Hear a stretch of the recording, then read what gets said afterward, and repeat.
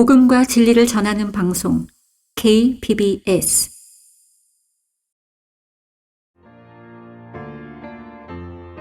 신실한 하나님의 종들의 설교 강단의 거성.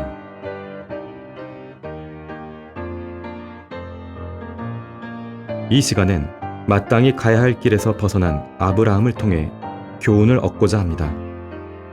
내 길을 가라는 제목으로 박승용 목사가 설교합니다.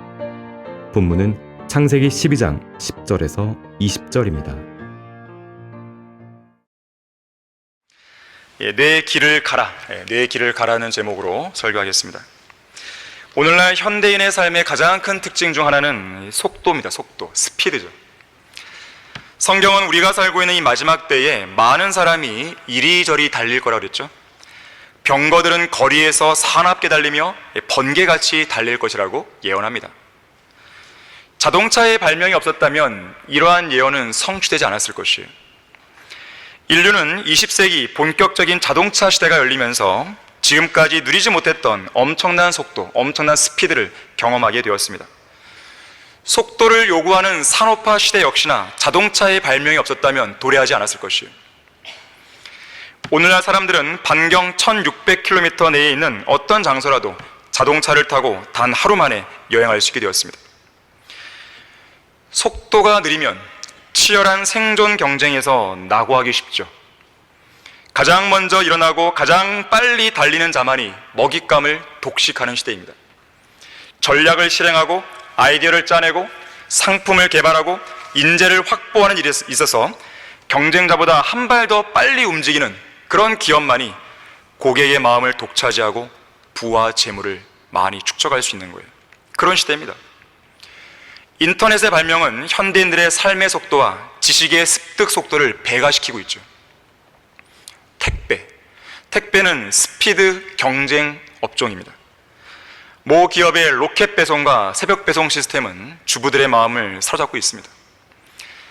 이렇듯 분주한 일상생활, 고속교통시대, 속도의 경제, 속도 전쟁 등 빠르게 움직이고 변해가는 이 세상에서 사람들은 무언가를 향해 바쁘게 달려갑니다. 분주해요. 성경은 그런 인간들의 분주한 모습에 대해서 헛되다라고 말씀합니다.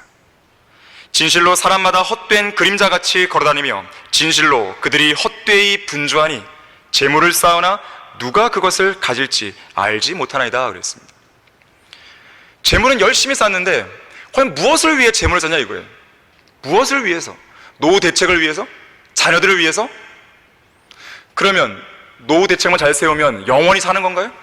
자녀들은 재물만 잘 물려주면 잘 사는 것인가요? 뭔가 지금 사람들의 생각이 삐뚤어져 있는 것이에요. 어딘가 고장난 것입니다. 그게 죄인들의 모습이에요.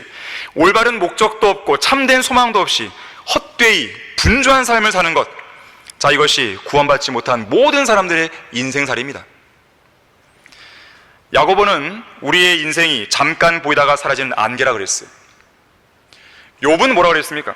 사람의 날들이 배틀의 북보다 빠르다 그랬어요. 소망 없이 지나가며 인간의 생명은 바람 같다 그랬습니다. 거듭나지 못한 죄인들은 이 세상의 신인 마귀가 시키는 대로 세상 풍조에, 세상 유행에, 세상 가치관에 이리저리 휩쓸려 다니다가 결국 하나님의 진노 속에 지옥으로 가는 것이에요. 그런 인생이 무슨 의미가 있겠습니까? 구원받고 살아야 되는 것이죠. 자, 그런가 하면 빠르게 변해가는 이 세상에서 속도가 빨라지는 것들이 또 있어요. 그게 뭐냐면 온 세상이 멸망을 향해 치닫는 속도예요. 허물과 죄 가운데 인류가 타락해가는 속도입니다. 교회들이 배교하는 속도예요. 하나님과 그분의 말씀을 잊어버리는 속도죠. 악인은 지옥으로 돌려질 것이요 하나님을 잊어버린 모든 민족도 그러하라 그랬어요. 인류의 역사라고 하는 것은 하나님을 잊어버린 역사입니다. 아담 이래로, 죄가 들어온 이래로 인류 역사 6천년이 흘러오면서 계속해서 사람들은 하나님을 잊어오는 거예요. 시간이 흘러가면 갈수록 하나님을 잊어버린 속도는 더 빨라집니다. 가속화됩니다. 주님을 향한 열정과 믿음을 잃어버리는 속도 역시 무척 빨라지고 있습니다. 이러한 모습이 성경대로 있는 교회 안에 있으면 안 되는 거예요. 자, 그리스도인들 역시나 하나님의 말씀과 기도 가운데 항상 깨어있지 않으면 빠르게 타락해가는 이 악한 현 세상에 그냥 매몰돼 버리는 거예요. 쓰나미가 오면 거기서 빠져나와야 되는데 그냥 휩쓸려 가는 것이죠. 세상 조류에 휩쓸려 쭉정이로 전락해버릴 수 있습니다. 잘 달려가다가도 아차 하는 순간에 진리의 길에서 이탈해버릴 수 있는 거예요. 한번 길에서 이탈하면 회복하기가 쉽지가 않습니다. 설령 돌이켰다 해도요, 설령 회복했다 해도 그 여파와 잔재가 계속 남아있어서 계속 그 성도를 괴롭히는 것입니다. 자, 오늘 우리는 설교 본문을 통해서 마땅히 가야 할 길에서 벗어난 아브라함을 만나게 됩니다. 10절 말씀을 보니까 카나안 땅에 닥친 기근으로 인해서 아브라함은 이집트로 내려가요. 이집트는 성경에서 세상을 예표하는 나라입니다. 물론 아브라함은 이집트에 정착하기 위해 내려간 게 아니에요. 기거하려고, 잠시 몸을 의탁하려고 내려간 거예요. 기근이라는 인생에 닥친 이 시련을 피하기 위해서 잠시 세상으로 내려간 겁니다. 잠시 세상과 타협했다가 나중에 기회가 되면 빠져나오면 되겠지, 이런 생각을 한 거겠죠. 하지만 아브라함이 이집트에서 드러냈던 그 열매들을 보면 결코 믿음의 행보가 아니에요. 믿음은 다 거덜나 버립니다. 그 안에서 처음에 잠시만 머물겠다는 그런 생각이 엄청난 파국을 가져온 것이죠. 항상 사탄은 달콤한 제안으로 다가옵니다. 먹음직하고 보기에도 즐겁고 현명하게 할 만큼 탐스러운 그런 무언가를 제시하는 거예요. 그리스도인으로서 당하게 되는 고난이나 시련을 잠시 동안 피할 수 있는 그 달콤한 무언가를 탁 제시하는 것이죠. 그리고 그 덫에 걸리게 만드는 겁니다. 그 미끼를 무는 순간 그 덫은 우리의 목을 조여오고 결국 비참한 길로 들어서게 만드는 것이죠. 하나님께서는 구원받은 성도들을 향해서 이렇게 말씀하십니다. 너는 주 너의 하나님의 계명들을 지켜 그분의 길에서 행하고 그분을 두려워하라. 내가 오늘 주를 내 하나님으로 인정하여 그분의 길에서 행하라 그랬어요. 하나님께서 정하시고 명령하신 그 길에 서 있어야 돼요. 아브라함은 분명 그가 마땅히 가야 할 믿음의 길에서 벗어났습니다. 그리고 거기에서 다시 돌이키는 데 있어서 많은 대가를 치러야 됩니다.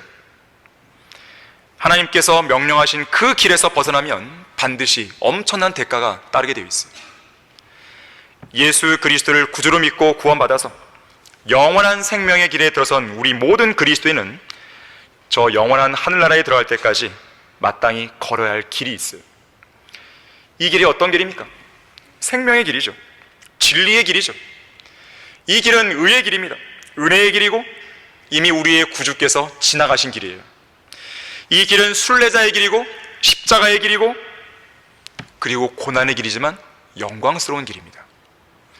구원받고 진리를 깨달은 성도는 어떤 상황에서도 이 길에서 벗어나면 안 돼요. 좌로든 우로든 치우치면 안 됩니다. 한시도 이탈하지 말고 이 믿음의 길을 지속해 나가야 돼요. 자, 믿음의 길을 지속하라. 자, 첫 번째로 항상 믿음의 눈을 뜨고 있어야 돼요. 자, 아브라함이 믿음의 행로에서 벗어나 이집트로 내려간 근본 원인이 뭘까요? 기근이 근본 원인일까요? 그렇지 않습니다. 기근이라는 것은 누구에게라도 닥칠 수 있는 현실적인 문제고 현실적인 상황이에요. 그게 근본 원인은 아닙니다. 그것 자체가 아브라함을 길에서 이탈하게 만든 근본 원인이 될 수 없어요. 자, 그렇다면 오늘 본문에서 아브라함의 근원적인 그 문제는 뭐였을까요? 아브라함이 하나님께서 주신 그 약속의 말씀에 믿음의 눈을 고정시키지 않았다는 거예요. 이것이 근본적인 원인입니다. 지금 아브라함의 눈이 바라보고 있는 것은 약속의 말씀이 아니었어요. 기근이 심하다는 현실적인 시련이었습니다. 또한 그 시련을 해결해 줄 수 있는 분이 약속의 말씀을 주신 하나님이라고는 생각하지 않았던 거예요. 오직 세상의 풍요로 가득 찬 이집트가 고난과 시련을 피할 수 있는 유일한 피난처라고 착각했던 것입니다. 사실 하나님께서는 아브라함이 걷고 있는 이 믿음의 여정 속에서 그가 길에서 이탈하지 않도록 여러 번에 걸쳐 땅과 씨에 관한 약속을 주십니다. 내가 너와 약속을 할 거야. 언약을 맺을 거야. 예를 들면요, 거기 본문 앞에 나오는 거기 7절 보시면요, 내가 이 땅을 내 씨에게 주리라 그랬어요. 하나님의 약속은 모호하지가 않습니다. 매우 구체적이고 분명하고 매우 실제적이에요. 이 약속에 따르면 아브라함이 있어야 할 땅은 이집트가 아니죠. 이집트를 주겠다는 말은 게 아니잖아요. 좀 더 앞으로 가셔서요, 1절 말씀 보시면 하나님께서는 아브라함에게 내가 네게 보여줄 땅으로 가라 그랬어요. 그러면서 5절에 보니까 바로 그 약속의 땅으로 들어옵니다. 그러면서 아까 봤던 7절에서 바로 그 땅을 주겠다고 약속하신 거예요. 자, 이미 하나님의 약속이 주어진 상황에서는요, 그 이후에 벌어지는 어떤 시련이나 고난도 그 약속의 말씀을 번복하거나 뒤집을 수 없어요. 취소할 수 없습니다. 하지만 약속의 말씀을 믿지 못하는 믿음 없는 성도들은 마치 그 약속이 번복되거나 뒤집어지는 것처럼 여기는 것이죠. 그래서 엉뚱한 짓을 하는 거예요. 그 약속의 말씀을 믿지 않고. 그러면서 결국 믿음 없는 행보를 내리는 것입니다. 자, 아브라함은 내가 이 땅을 내 씨에게 주려고 말씀하신 이 약속의 말씀을 향해서 믿음의 눈을 뜨고 있어야 돼요. 설령 그가 이집트에 가면 얻을 수 있는 일정량의 곡식을 이 약속의 땅에서 얻지 못한다 하더라도 하나님께서는 이 약속의 땅에서 다른 방법으로 그 아브라함을 먹여주셨을 것이에요. 40년 동안 아무것도 없는 광야에서 수백만 명의 이스라엘 백성을 먹이시고 보호하신 하나님의 능력 있는 손길을 생각해 보세요. 반석에서 물을 내서 마시게 하시고, 만나를 내려 먹여주시고, 메추라기를 불러와서 고기를 먹이시고, 옷이 낡아 해지지 않게 하시고, 발도 부어오르지 않게 하신 전능하신 하나님의 인도하심을 생각해 보세요. 한두 명이 아니라 수백만 명의 이스라엘 백성을 그렇게 보호하신 거예요. 자, 그런 하나님께서 아브라함과 아브라함의 그 가족과 그 일행을 이 기근에서 구해주지 못할 것 같습니까? 그렇게 생각하는 것이 과연 믿음이겠어요? 자, 인간의 약점이 무엇입니까? 어려운 시련에 처할 때마다 그 문제를 들고 하나님께 안 간다는 거예요. 구원받은 그리스도인조차도 그렇게 안 합니다. 문제가 터지면 하나님부터 떠올려야 되는데, 하나님부터 생각하고 그 문제를 해결할 수 있는 하나님께 당장 달려가야 되는데 그 생각이 없는 거예요. 편안하고 안일하고 아무런 문제가 없을 때는 하나님을 이야기합니다. 하나님을 찬양합니다. 하나님께 감사합니다. 하나님께 기도합니다. 그런데 문제가 생기게 되면 역설적으로 하나님을 안 찾는 거예요. 이상한 일이 벌어지는 것이죠. 하나님은 그러한 성도를 이상하게 여기시는 거예요. 자기 자신의 능력을 먼저 살피는 성도, 도움을 청할 수 있는 주변 사람들을 먼저 둘러보는 그런 성도, 전능하시고 풍성하신 주 하나님 앞에서 자기가 유능하고 무슨 일이든 해내는 훌륭한 사람이라고 착각하는 그런 성도, 하나님은 이상하게 여기시는 거예요. 결국 어떻게 됩니까? 문제가 안 풀려요. 일이 꼬입니다. 더 심각해집니다. 그러면 그 성도는 어떻게 하는지 아십니까? 하나님을 원망해요. 이상하죠? 왜 문제를 꼬이겠냐고, 왜 문제를 안 풀어주냐고 하나님을 원망합니다. 자기가 안 찾았으면서. 이것이 인간의 문제예요.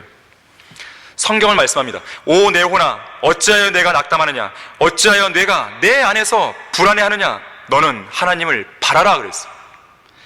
말씀의 약속을 확고하게 붙드는 성도는 좀처럼 낙담하지 않습니다. 웬만해서는 불안해하지 않아요. 인생에서 만나는 어떤 기근도 그의 믿음의 행보를 흔들 수 없습니다. 자, 그렇다면 어떻게 해야 믿음의 눈을 뜰 수 있을까요? 방법은 간단해요. 우리의 눈을 약속의 말씀, 하나님의 말씀에 고정하기만 하면 됩니다. 하루는 어떤 사람이 왕을 찾아와서 시험에 들지 않기 위한 방법을 가르쳐달라고 요청했습니다. 이 왕은 그에게 기름이 가득 담긴 잔을 줬어요. 그리고 이렇게 말합니다. 이 잔을 들고 거리를 한 바퀴 돌고 와라. 그 대신 단 한 방울의 기름도 흘리지 말고 정한 시간 내에 돌아와야 돼. 그런 다음 자기 신하에게 칼을 들고 그의 뒤를 따라가면서 그가 기름을 한 방울이라도 흘리거든 가차없이 그의 목을 치라 그랬어요. 어떻게 했을까요? 이 사람은 왕의 명령대로 단 한 방울의 기름도 흘리지 않고 정해진 시간에 도착합니다. 일본 왕이 잘했다 그랬어요. 그러면서 묻습니다. 길을 가다가 길 옆을 지나다니는 사람들을 봤느냐? 길 옆에 서 있는 그 예쁜 집 봤어? 그 집 안에는 어떤 아이가 앞에 나와서 뛰놀 텐데 그거 혹시 봤어? 그러자 이 사람은 오직 기름에만 온 정신을 쏟다 보니 아무것도 못 봤습니다. 그러자 왕이 말합니다. 내가 앞으로도 그렇게만 살 수 있다면 모든 시험을 능히 이길 수 있을 것이야. 그랬어요. 자, 여러분이 하나님의 말씀에만 고정해 보세요. 여러분에게 어떤 문제가 생겨도요, 그건 눈에 안 들어옵니다. 그 문제가 크게 안 보이는 거예요. 왜요? 약속의 말씀을 주신 하나님이 계시잖아요. 자, 성경은 믿음의 눈을 뜨기 위한 방법으로서 이렇게 말씀합니다. 믿음은 들음에서 나오며 들음은 하나님의 말씀에 의지니라.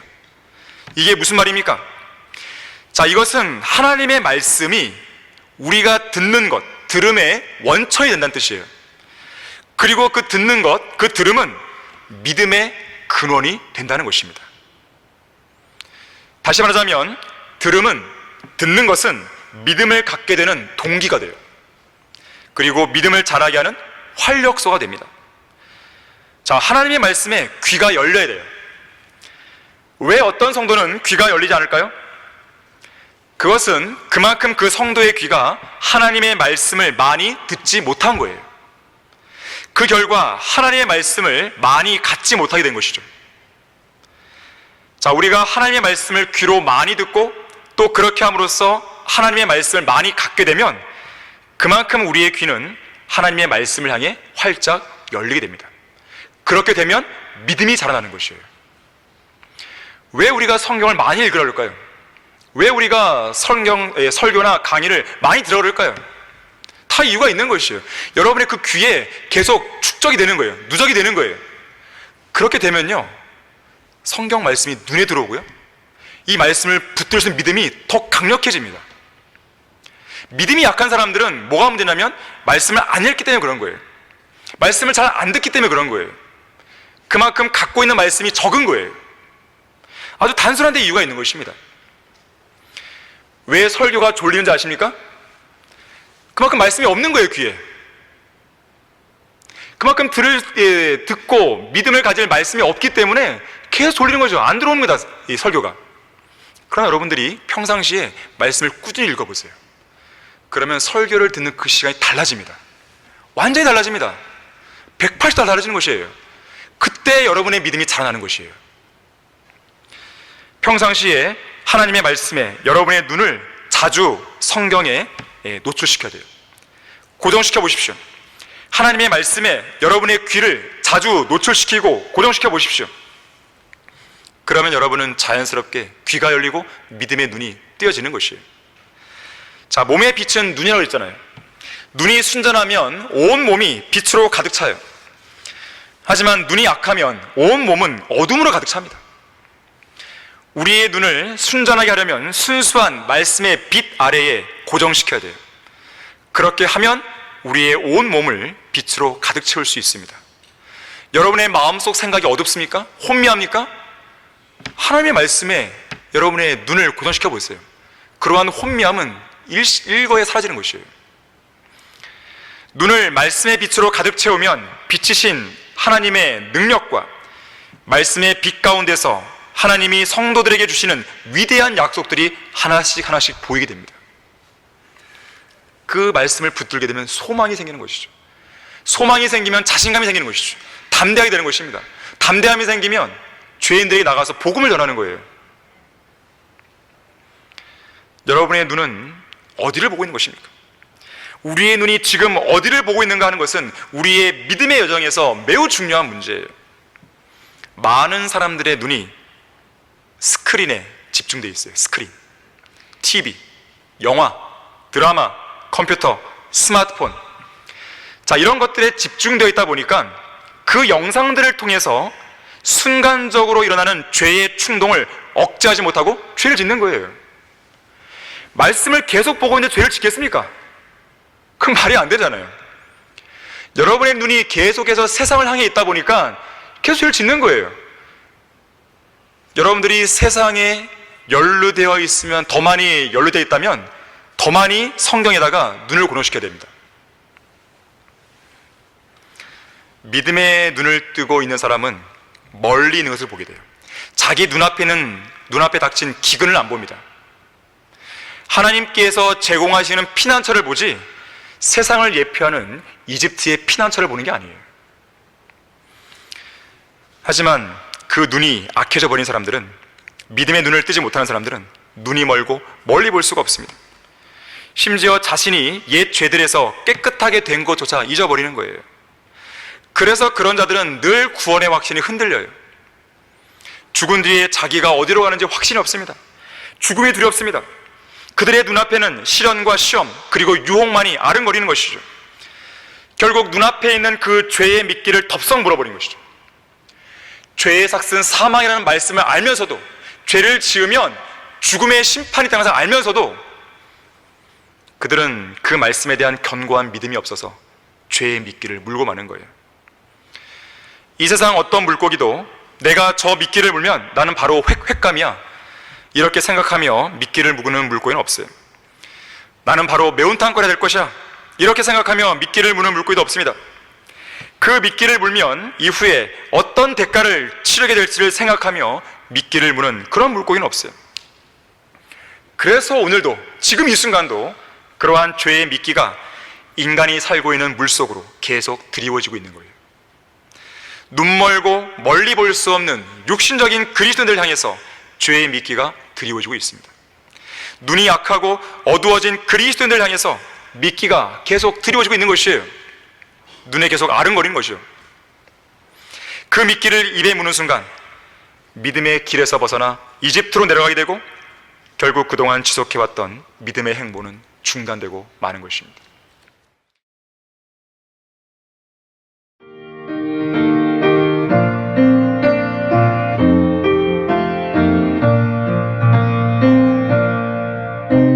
복음과 진리를 전하는 방송 KBS. 자, 믿음의 길을 지속하라. 두 번째로, 하나님을 두려워해야 됩니다. 자, 빌립보서 2장 12절 말씀 찾아보겠습니다. 빌립보서 2장 12절 말씀입니다.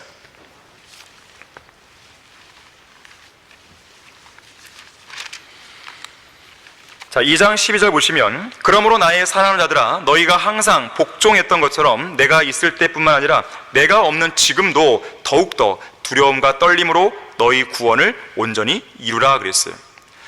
자, 이 말씀을 오해하시면 안 됩니다. 행위를 통해서 구원을 유지하라, 그 말이 아닙니다. 이것은 믿음의 열매에 대해 이야기하는 거예요. 다시 말해서 예수 그리스도를 믿는 믿음을 통해서 구원을 받아 내적으로 일어난 그 변화를 외적으로, 밖으로 드러내라는 뜻이에요. 그런 면에서 구원을 온전히 이루라 그런 것이죠. 구원받은 성도라면 자기 안에 있는 믿음을 행위를 통해서 바깥으로 드러내기 마련입니다. 진실한 믿음은 반드시 행위의 열매로 나타나게 되어 있어요. 성경적인 믿음을 입으로만 외치고 행동으로 옮기지 않는 것은 비겁한 행동이자 위선입니다. D.L. 무디는 말합니다. 행동하는 믿음이란 하나님의 말씀에 순종하고 순종한 것을 매일의 생활에서 행동으로 증명하는 것이다 그랬어요. 그리스도인의 실행의 중요성을 말하는 거예요. 구원받기 위해 그렇게 하는 게 아니라 구원받았기 때문에 그렇게 하라는 것이에요. 실행으로 나타나지 않는 믿음이나 지식은 죽은 믿음입니다. 죽은 지식이에요. 실행하지 않는 지식은 그 사람을 교만하고 우쭐하게만 만듭니다. 성경적인 믿음과 지식을 입으로만 외치고 행동으로 옮기지 않는 것은 종교적이고 형식적인 위선자들에서나 볼 수 있는 모습이에요. 자, 그래서 성경은 행동하지 않는 믿음을 가리켜서 하나님을 제대로 아는 것이 아니라 오히려 하나님을 부인하는 태도라고 이야기합니다. 그들이 하나님을 안다고 고백하나 행위로는 부인하나니 가증한 자요, 불순종하는 자요, 모든 선한 일에 버림받은 자들이라 그랬어요. 디도서 1장 16절 말씀입니다. 성경대로 믿는다는 게 뭐예요? 성경대로 실행한다는 뜻입니다. 성경대로 믿는다는 것은 성경대로 실행할 때 의미가 있어요. 진리의 성경, 우리 손에 들려있는 한글 킹제임스 성경은 우리가 이 성경을 알고 믿을 뿐만 아니라 실행하라고 주어진 책이에요. 진리의 지식이 성도들 안에 효과적으로 역사하기 위해서는 그 말씀 그대로 믿어야 할 뿐만 아니라 그 말씀 그대로 실행하셔야 돼요. 열매를 얻기 원하십니까? 그리스도의 심판석에서 상을 받기 원하십니까? 그럼 실행으로 옮겨야 됩니다. 머리로만 아는 것은 안 돼요. 성경대로 믿는 교회 안에 있다고 해서 자동적으로 그러한 열매나 그러한 상급이 주어지는 게 아닙니다. 그러한 착각에서 벗어나셔야 돼요. 내가 배운 대로 실행하는 거예요. 여러분이 오늘 오전 설교와 오후 설교 들을 텐데 그 두 번의 설교를 통해 뭔가 깨달았다면 실행으로 옮기는 거예요. 그랬을 때에 열매가 있는 겁니다. 그랬을 때에 하나님의 칭찬이 있는 것이고, 그랬을 때에 하나님께서 주시는 풍성한 상급과 유업을 받을 수 있는 거예요. 그렇게 했을 때에 하나님의 말씀이 진짜구나, 이걸 내가 피부로 깨닫게 되는 것입니다. 경험하는 것이에요. 그게 믿음이에요. 그렇게 해야 믿음이 성장하는 것입니다. 머리에서만 계속 맴돌아 보세요. 그 사람은 백날 해도 성장이 없어요. 자, 그런데 믿음을 실행으로 옮기지 못하는 가장 큰 이유가 뭘까요? 용기가 없기 때문에 그래요. 두려운 거예요. 뭐가 두렵습니까? 세상이 두려운 거예요. 내가 그렇게 했을 때 세상에서 다가오는 어떤 피해, 박해, 고난, 이게 두려운 거예요. 세상 사람들부터 왕따가 되기 싫은 거죠, 소위 말해서. 말씀에 대한 믿음을 실천했을 때 수반되는 어려움이 예상되는 거예요. 내가 승진하는데 저해가 되지 않을까? 내가 직장을 잡는데 저해가 되지 않을까? 내가 대학교에서 친구들 사귀는데 뭔가 저해가 되지 않을까? 이런저런 걱정하는 것이죠. 그래서 말씀을 실행으로 옮기지 않는 거예요. 그래서 세상 사람들 향해서 내가 그리스도인이라고, 내가 성경대로 믿는 그리스도인이라고 이렇게 말할 용기를 못 내는 거예요. 가장 비참한 모습이죠. 가장 부끄러운 모습이죠. 자, 주를 두려워하는 것은 지혜와 지식의 시작이듯이 주를 두려워하는 것은 하나님의 말씀을 실행으로 옮기는 첫걸음입니다. 그래서 우리가 앞에서 읽었던 빌립보서 2장 12절에 따르면 구원을 온전히 이룰 수 있는 그 기반이 두려움과 떨림인 거예요. 자, 우리가 누구를 두려워해야 하는가? 이것은 믿음의 여정에서 매우 중요한 문제입니다. 자, 이집트로 내려간 아브라함의 문제를 보세요. 아브라함은 누구를 두려워했습니까? 이집트 사람들을 두려워했습니다. 아브라함의 고민은 뭐였냐면 자신의 아내 사라로 인해서 자기의 목숨이 위태해질 수 있다는 여기에 고민이 있었어요. 그는 이집트인들을 의식했습니다. 이집트인들을 두려워했어요. 결국 자신의 아내를 누이라고 거짓말함으로써 세상 한가운데로 한 걸음 한 걸음 들어가는 것이죠. 그 세상에서 잠시 기거하기 위하여 거짓말을 택한 거예요. 그러면서 자신의 목숨을 하나님이 아니라 자기보다 더 연약한 사라에게 의존합니다. 오늘 본문 13절을 다시 한번 보십시오. 아브라함의 초라한 고백을 보십시오. 내가 부탁하노니 당신은 나의 누이라고 말하라. 그리하면 내가 당신으로 인하여 안전할 것이며 내 혼이 당신으로 인하여 살리라고 했어요. 믿음의 조상 아브라함이 맞습니까? 너무 초라하죠. 아브라함의 이러한 호소는 하나님께서 그에게 약속하신 그 언약과 비교할 때 얼마나 초라한 고백이에요. 여러분, 거기 12장 2절 3절 보세요. 하나님께서 어떤 약속을 아브라함에게 주셨는지. 내가 너로 큰 민족을 이루게 할 것이며 내게 복을 주고 내 이름을 위대하게 하리니 너는 복이 되리라. 너를 축복하는 자들에게 내가 복을 주고 너를 저주한 자를 저주하리라. 내 안에서 땅의 모든 족속들이 복을 받을 것이라. 자, 이러한 복과 약속을 받은 아브라함이 내 혼이 당신으로 인하여 살리라. 참으로 초라한 모습입니다. 자, 아브라함은 기근이라고 하는 이 첫 시련을 겪는 동안 하나님께서 주신 이 언약의 말씀을 붙들 만한 그런 믿음이 없었어요. 하나님께서 하신 약속은 기근이 있든지 없든지, 그가 이집트에 거하든지 거하지 않든지 변함이 없죠. 하나님의 능력 역시나 어떤 상황에 따라 커지기도 하고 작아지기도 하고 그런 게 아니죠. 말씀을 붙드는, 약속을 붙드는 그 사람의 믿음에 따라서 그렇게 보일 뿐이죠. 하나님의 능력이 달라지나요? 하나님의 약속이 달라지나요? 여러분의 믿음이 약해졌을 때 하나님의 능력이 작게 보이는 거죠. 하나님의 능력에 변화가 있는 게 아니에요. 여러분의 믿음에 문제가 있는 것이죠. 누구를 두려워하는가, 여기에 문제가 있는 것이죠. 설령 이집트인들이 실제로 아브라함을 저주하고 죽이려고 한다고 했을 때도 문제가 되지 않아요. 왜? 이미 2절과 3절에서 약속을 주셨잖아요. 너를 저주한 자를 내가 저주하겠다 그랬단 말이에요. 이 말씀을 붙들어야 되죠. 아브라함을 보호하시고 그를 위협하고 죽이려는 이집트인들을 더 큰 저주로 치셨을 것이에요. 우리는 그런 사실을요, 출애굽 당시에 확인했어요. 물론 이제 출애굽은 아브라함 이후의 시대이긴 하지만 출애굽 당시에 내 백성을 가게 하라고 하잖아요. 근데 파라오가 완고한 마음으로 안 보낸단 말이에요. 오히려 박해를 더 심하게 하죠. 그러자 하나님께서는 10가지 재앙으로 그들을 쳐버리십니다. 마지막 재앙은 첫 태생을 아예 죽여버리는 것이에요. 자, 하나님이 어떠한 분인지를 알아야 됩니다. 아브라함은 아직도 그의 믿음의 여정에 있어서 깨달아야 할 부분이 너무나 많은 거예요. 믿음의 좁은 길을 더 가야 되는 것이죠. 자, 우리에게 주어진 하나님의 위대한 약속의 말씀을 사람이 두려워서, 세상이 두려워서 내뱉는 초라한 고백과 결코 바꿔서는 안 돼요. 사람을 두려워하면 하나님께서 영광 받을 수 없습니다. 아브라함은 사람을 두려워한 대가로 믿음의 행보에서 이탈하고 맙니다. 그 결과 어떤 일이 벌어졌습니까? 거짓말했잖아요. 거짓말을 함으로써 간증을 잃어버렸죠. 나중에 이집트에서 다시 돌아올 때 향후 이스마엘을 낳게 될 하갈이 함께 올라오죠. 파라오의 집안에는 애꿎은 재앙이 내려졌죠.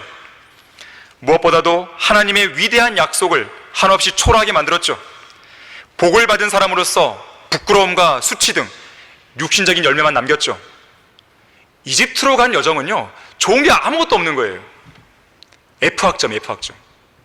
믿음의 여정에서 빵점짜리 여정이었어요. 아브라함은 이것을 계기로 해서요, 많은 걸 깨닫게 됩니다. 자, 그리스도인들이 어떤 사람들입니까? 에베소서 1장 18절 19절 따르면 하나님의 부르심의 소망이 무엇인지 아는 사람들이에요. 성도들 안에 있는 그분의 유업의 영광이 얼마나 풍성한지 아는 사람들이에요. 또한 하나님의 강력한 능력의 역사하심을 따라 믿는 우리에게 향하신 주님의 능력의 위대하심이 얼마나 지극히 큰지 아는 사람들입니다.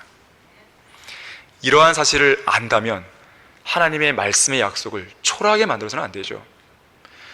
하나님께서는 우리를 강력한 팔로 안으시고 보호하시는 약속하셨는데 어떤 문제가 왔다고 해서 내가 하나님을 저버린 채, 말씀의 약속을 저버린 채 자신의 아내나 자신의 남편이나 자녀나 부모나 아니면 친구들을 의존하면서 내가 당신들로 인해서 살고 싶소, 이러한 고백을 한다면 얼마나 하나님께서 보시기에 답답해 하시겠습니까?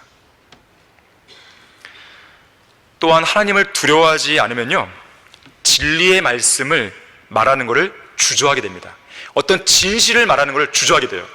자, 무슨 말이냐면 오늘 본문 16절 보세요.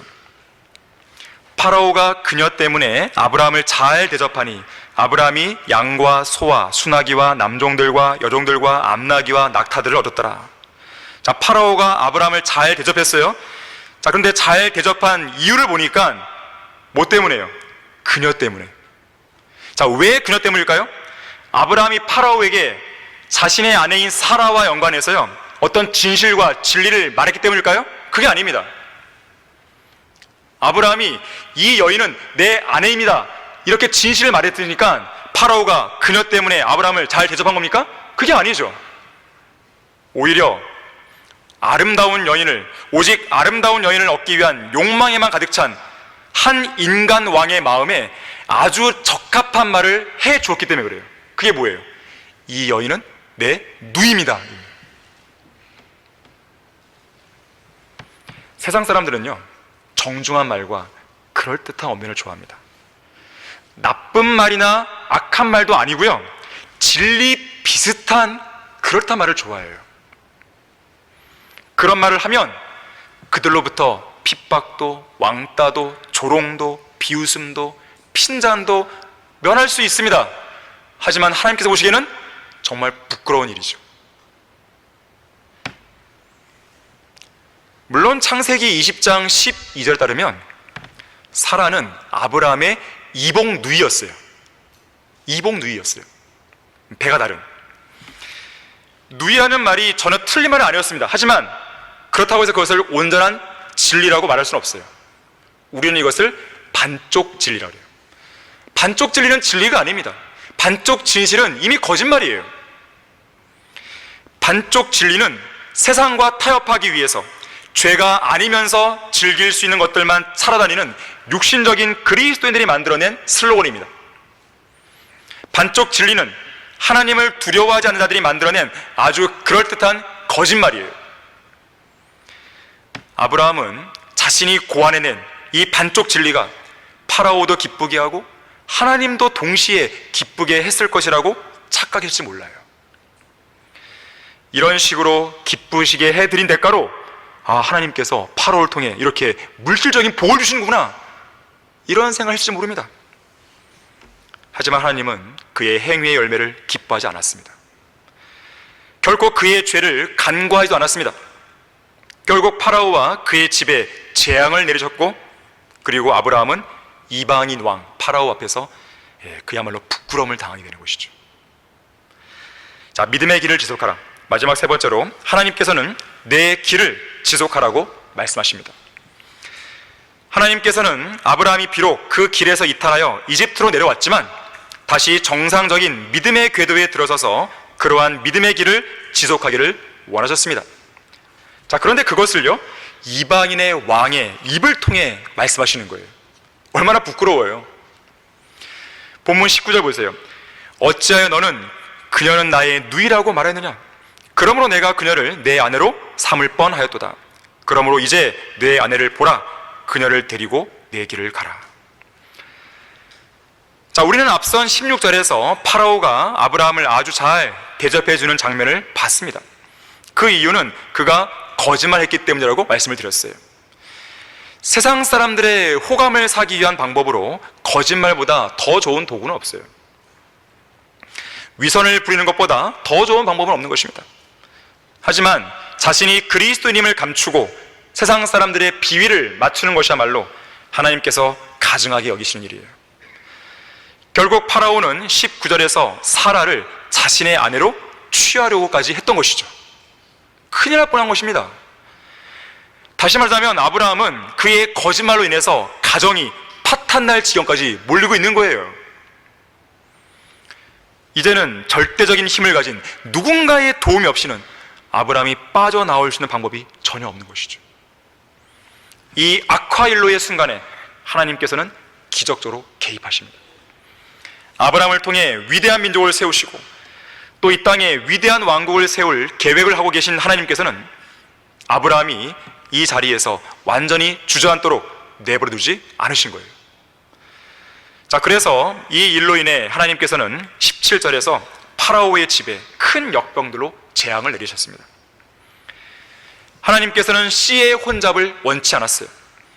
또한 약속을 받은 자의 씨가 혼잡게 되기를 원치 않았습니다. 결국 다른 사람의 잘못으로 인해 재앙을 당한 파라오는 아브라함을 부릅니다. 어찌하여 사라가 내 아내라고 내게 말하지 아니었느냐? 이방인 왕의 책망을 지금 아브라함이 받고 있는 거예요. 자, 이것은 믿음의 사람이 간증을 잃어버리고 세상 사람에게서 책망을 받는 모습을 보여줍니다. 그리스도의 이름을 위해서, 그리스도를 위해서 욕을 당하거나 고난을 당해야 할 그리스도인들이 오히려 죄를 지어서 육신적인 일을 함으로써 욕을 당하긴다면 그것만큼 수치스러운 일이 어디 있겠어요? 부끄러운 일입니다. 베드로전서 4장 14절에서 16절 말씀에서는 이렇게 말합니다. 너희가 그리스도의 이름을 위하여 욕을 당하면 복이 있느니라. 이는 영광의 영 곧 하나님의 영께서 너희 위에서 안식하고 계시기 때문이니라. 그들의 편에서는 그분께서 비방을 당하시나 너희의 편에서는 영광을 받으시니라. 너희 중에 누구도 살인자나 도둑이나 행악자나 다른 사람들의 일에 간섭하는 자처럼 고난을 당하지 않게 하라. 그러나 만일 너희가 그리스도인으로서 고난을 당하면 부끄러워하지 말고 오히려 그 일로 인하여 하나님께 영광을 돌리라 그랬어요. 그리스도인이 육신의 정욕과 안목의 정욕과 생의 자랑으로 점철된 악한 현 세상에 있는 그런 것들로 고난을 받는다면 그건 수치스러운 것이에요. 부끄러운 일입니다. 그리스도인은 절대로 그런 일에 연루돼서는 안 돼요. 아마도 아브라함은 파라오의 책망을 듣는 순간 얼굴이 빨개졌을 것입니다. 어디 쥐구멍에도 숨고 싶을 심정이었을 것이에요. 자, 그런데 여기 19절 말씀에서요, 우리는 파라오의 입으로부터 나오는 놀라운 말 하나를 듣습니다. 이제 내 아내를 보라. 그녀를 데리고 내 길을 가라 그랬어요. 자, 이것은 하나님께서 한 이방인 왕을 통해 아브라함에게 주시는 경고의 메시지입니다. 내 길을 가라. 아브라함에게는 마땅히 걸어야 할 길이 있었습니다. 그것은 믿음의 길이었어요. 믿음의 좁은 길이었습니다. 지금 아브라함이 이집트로 내려온 이래로 파라오에게 책망을 듣는 이 순간까지의 모든 길은 믿음의 길이 아니에요. 거짓말이죠. 세상을 두려워하는 길이었죠. 아내를 파라오에게 내어주는 길이었죠. 세상 사람으로부터 받는 책망과 수치와 부끄러움이 있는 길이었잖아요. 이건 믿음의 길이 아니에요. 정상적인 그리스도의 길이 아닙니다. 하지만 이제라도 아브라함은 다시 믿음의 길로 돌아갈 필요가 있어요. 하나님께서는 그분의 위대한 손길로 아브라함을 다시 믿음의 길로 돌려 세우고 계십니다. 여러분은 어떻습니까? 여러분은 지금 믿음의 길에 서 있습니까? 아니면 이탈에 있습니까? 이탈에 있다면 돌아와야 돼요.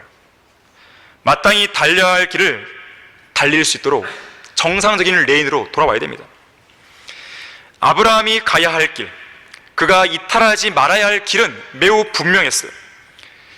그 길은 파라오에게 자신의 아내를 내어줌으로써 모종의 친인척 관계를 맺고 이집트에서 기근의 문제도 해결하고 더 나아가 물질적인 부를 누리고 사는 그런 길이 아닙니다. 그는 하나님께서 예비하신 약속의 땅으로 다시 와야 돼요. 그리고 처음 제단을 쌓았던 그 자리로 나아가야 되는 것이죠. 실제로 아브라함은 나중에 이집트에서 나온 다음에 13장 4절에 가면 실제로 제단을 쌓게 됩니다. 다시 회복되는 것이죠. 자, 그리고 그는 그 땅에서, 약속의 땅에서 약속하신 씨를 기다려야 되는 것이에요. 앞으로 어떤 기근이 와도 그 자리에 머물러 있어야 되는 것입니다. 또한 기초들이 있는 한 도성과 약속들을 소중히 간직하면서 타국인이요 순례자로서 사는 길을 지속해야 되는 것이에요. 고향으로 되돌아가고자 하는 욕망이나 이집트로 내려가고자 하는 그 유혹에 빠져서 자신의 길에서 벗어나서는 안 되는 것이죠. 이 세상이 지향하고 있는 길은 그리스도인이 걸어야 할 길과는 정반대입니다. 완전히 다른 길이에요. 이 세상은 멸망으로 가는 길이지만 그리스도인의 길은 영원한 생명으로 이어져 있습니다. 어느 한 점에서도 일치하지 않아요. 평행선입니다. 그래서 하나님께서는 너희는 이 세상과 일치하지 말라 그랬어요. 그리스도인은 결코 이 세상과 일치할 수도 없고 융화될 수도 없는 사람입니다. 하지만 여전히 구속받지 못한 우리의 몸은 계속해서 그런 시도를 지금도 하고 있는 것이죠. 자, 그럴 때마다 우리는 믿음의 길에서 떠난 자들이 받는 대가가 무엇인지를 항상 기억해야 돼요. 마음에 새겨야 됩니다. 부유하게 되고자 하는 자들은 유혹과 올무와 여러 가지 어리석고 해로운 정욕에 빠지리니 이는 사람들로 파멸과 멸망에 빠지게 하는 것이라. 돈을 사랑하는 것이 모든 악의 뿌리니 이것을 욕심내는 어떤 사람들이 믿음에서 떠나 방황하다가 많은 슬픔으로 자신들을 찔렀도다. 우리는 칼멜산에서의 승리로 하나님께 영광을 돌렸던 선지자 엘리야를 잘 알고 있습니다. 하지만 그런 엘리야도 이세벨의 위협에 잔뜩 겁을 먹고 자신의 길에서 벗어나 광야로 돌이킨 적이 있었어요. 그때 엘리야는 하나님께 죽기를 간구했습니다. 아직 하나님께서는 엘리야를 통해서 하실 일이 많이 남아 있었어요. 하지만 엘리야는 능력이 많으신 하나님을 잊어버린 채 스스로 낙심해 버렸습니다. 그리스도인은 어떤 이유로든지 그 믿음의 길에서 이탈하여 낙심해서는 안 되고 또 낙심할 이유도 없습니다. 심지어 주님은 사람의 능력이나 위협에 따라 제한을 받으시는 분이 아니에요. 어떠한 상황에서도 능력을 베풀 수 있는 분이십니다. 낙심은 우리를 진리의 길에서 벗어나게 합니다. 힘들고 지친 상황일수록 눈을 들어 더욱더 앞에 있는 푯대를 바라봐야 됩니다. 가는 길에서 모든 무거운 것과 쉽게 애워싸는 죄가 우리를 억누를 때일수록 더욱더 십자가를 바라봐야 되는 것이에요. 그렇게 하는 것이 그리스도인의 삶이에요. 그것이 그리스도인의 정상적인 인생입니다. 넘어졌으면 하나님의 능력으로 다시 일어나십시오. 그것이 그리스도의 삶이에요. 의로운 사람은 7번 넘어져도 다시 일어난다 그랬어요. 선한 사람의 걸음은 주께서 정하시니 주께서 그의 길을 기뻐하시니라. 그가 넘어져도 완전히 쓰러지지 아니함은 주께서 그의 손으로 그를 붙드십니다. 하나님께서 아브라함을 붙드신 거죠. 안 그랬으면 이집트에서 망한 것이죠. 결론을 맺겠습니다. 하나님께서는 그리스도인에게 마땅히 달려갈 길을 기쁨으로 끝마치라고 말씀합니다. 하지만 달려갈 길을 마치는 것 자체가 중요한 게 아니에요. 믿음을 지켰는가가 중요합니다. 그래서 바울은 인생의 마지막 문턱에서 고백할 때 내가 선한 싸움을 싸우고 달려갈 길을 마치고 여기서 끝난 게 아니에요. 마지막 한마디를 더하죠. 믿음을 지켰으니. 선한 싸움을 싸우는 것도 중요하고 달려갈 길을 마치는 것도 중요하지만 더 중요한 것은 그 모든 싸움과 경주가 끝났을 때 그 끝난 시점에서도 여전히 온전한 믿음을 가지고 있어야 되는 거예요. 잘 달려가던 데마를 보세요. 세상을 사랑해서 중도에 하차했죠. 후메네오라는 인물을 보세요. 이 사람은 진리에 관해서 정도를 벗어나 사람들의 믿음을 뒤엎다가 그 길에서 파손했고 사탄에게 넘겨집니다. 또 마음이 부패하고 믿음에 관해서는 쓸모없는 자들, 얀네와 얀브레 같은 그런 사람들은요, 진리를 대적하다가 더 이상 앞으로 나아가지 못했습니다. 어쩌면 우리 각자에게도 잘 달려가고 있는 길을 막고 있는 무언가가 있을지 모르겠어요. 너희가 잘 달려가고 있더니 누가 너희를 진리에 순종하지 못하도록 막더냐 그랬어요. 앞으로 우리가 걸어가야 할 믿음의 여정이 얼마나 많이 남아있는지 우리는 알 수 없어요. 하지만 하나님께서 그 길에 서 있는 우리에게 원하시는 게 있다면 그것은 각자가 잘 달려온 그 믿음의 길을 계속해서 온전히 끝마치는 것입니다. 그걸 위해서 믿음의 진보와 진전을 이루어야 되는 거예요. 그러나 나의 달려갈 길을 기쁨으로 끝마치고 내가 주 예수로부터 받은 사역, 곧 하나님의 은혜의 복음을 증거하기 위해서라면 이런 일은 고난입니다. 이런 일을 전혀 개의치 않을 뿐 아니라 나의 생명을 조금도 아끼지 않으노라. 자, 이러한 사도 바울의 고백처럼 어떤 역경과 시련 앞에서도 자기 자신에게 주어진 믿음의 길을 온전히 마치는 여러분 모두가 되기를 바랍니다. 이소호 목사님의 고백처럼 일말의 아쉬움도 일말의 후회도 없이 원 없이 믿음의 길을 달렸고 또 끝마쳤다고 고백할 수 있는 여러분 모두가 되기를 간절히 바랍니다.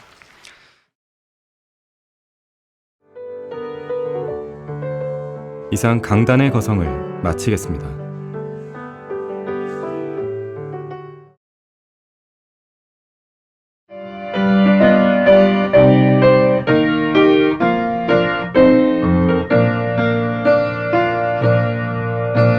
복음과 진리를 전하는 방송 KBS